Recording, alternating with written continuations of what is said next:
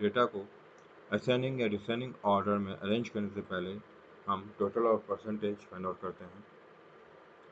In home tab click on auto sum, press enter की।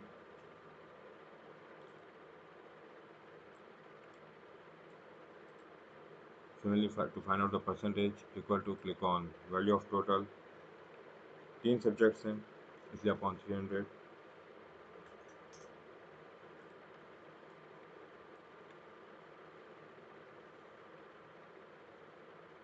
ये दोनों टेबल सेम हैं। अब इस टेबल को हम असेंडिंग या डिसेंडिंग ऑर्डर में अरेंज करते हैं। For this we click on home tab, click on sort and filter and click on sort A to Z, that is ascending order. जो नेम्स हैं वो असेंडिंग ऑर्डर के अंदर अरेंज हो जाएंगे। The names has been arrange. If you want to check whether the data has been changed or not, for this we compare these two tables। यहाँ से हमें पता चलेगा कि डेटा चेंज नहीं हुआ, लेकिन ये जो नेम्स हैं वो असेंडिंग ऑर्डर में अरेंज हो चुके हैं। Similarly for descending order click on sort and filter, click on sort jet tool, the names has been arranged in descending order। Again we can compare the two tables that data has not been changed। आकाश 63.33%, आकाश के 63.33%, रोहन के 57%, रोहन के 57%। It means data change नहीं हुआ। जब हम simple sort A to Z या sort Z to A करते हैं तो it means generally first column के अकॉर्डिंग डेटा अरेंज होता है। अब हमें परसेंटेज के अकॉर्डिंग या टोटल के अकॉर्डिंग डेटा को असेंडिंग या डिसेंडिंग ऑर्डर में अरेंज करना है। For this we click on sort and filter, click on custom sort.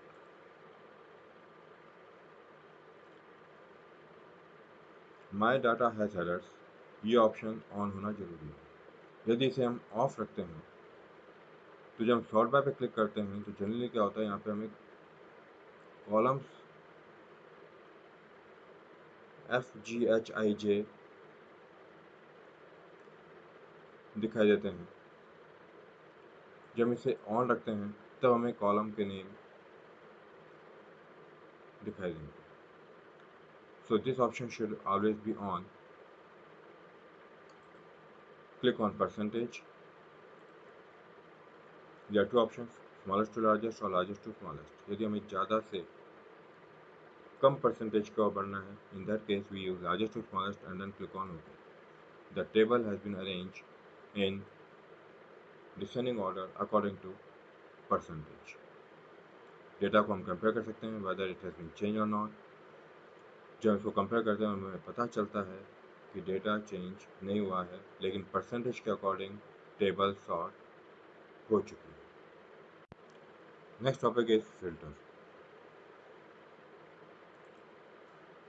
किसी एक कंडीशन के अकॉर्डिंग डेटा को देखना। सिमिलरली एडवांस फिल्टर,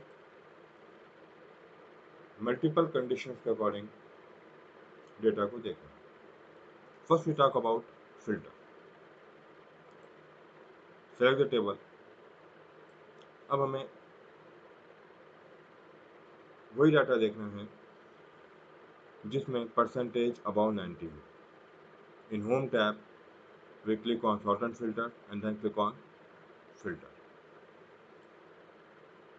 हर कॉलम पर ड्रॉप डाउन एरो डिस्प्ले होता है। Click on percentage, select all पर क्लिक करते हैं ताकि सारे जो चेक बॉक्स हैं वो ऑफ हो जाएं,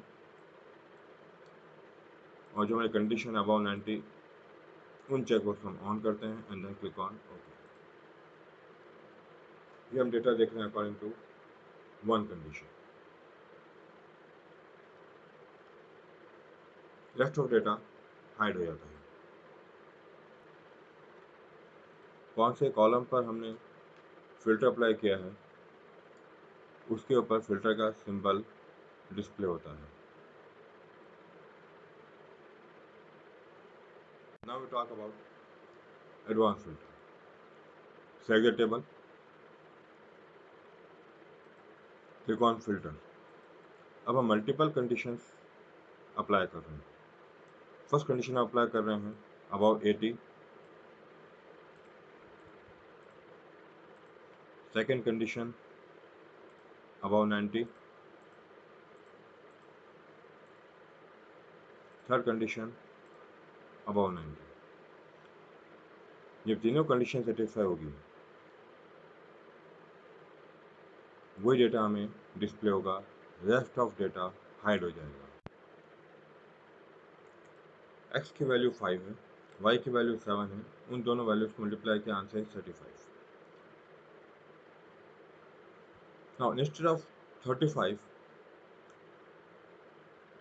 माय रिक्वायर्ड आंसर इज 78.8, यानी कि इन दो वैल्यूज मल्टीप्लाई करूँ और आंसर आना चाहिए 78.8।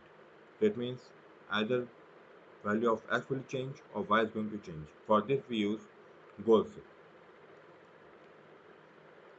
Click on data, click on what if analysis and then click on goal seek. Set cell,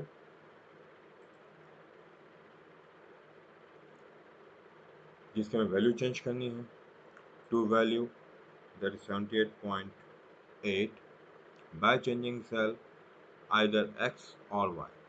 या हम x की वैल्यू चेंज कर रहे हैं and click on OK.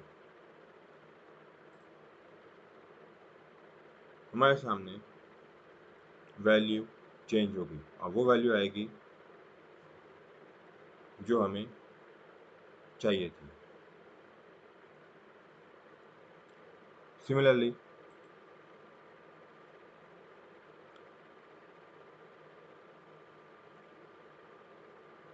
अब हमें वैल्यू चाहिए that is 84.5। Click on data, click on what if analysis, click on goal seek, set cell, this one, to value 84.5. By changing cell we are changing value of y and click on OK. Value change हो जाएगी और जो हमें answer चाहिए वो answer हमारे सामने आएगा। Last topic of the chapter, print. First we select the mark sheet, click on office button, click on print, click on print. Print what? Selection, ताकि जो हमने टेबल सेलेक्ट की है उसी का प्रिंट आउट निकले and then click on preview.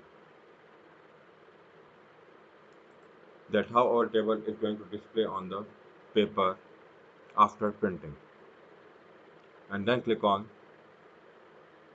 print. Print command की shortcut की होती है Ctrl+P। जब हम कीबोर्ड से Ctrl और P दबाते हैं तब भी हमारे सामने प्रिंट ऑप्शन ओपन हो जाता है।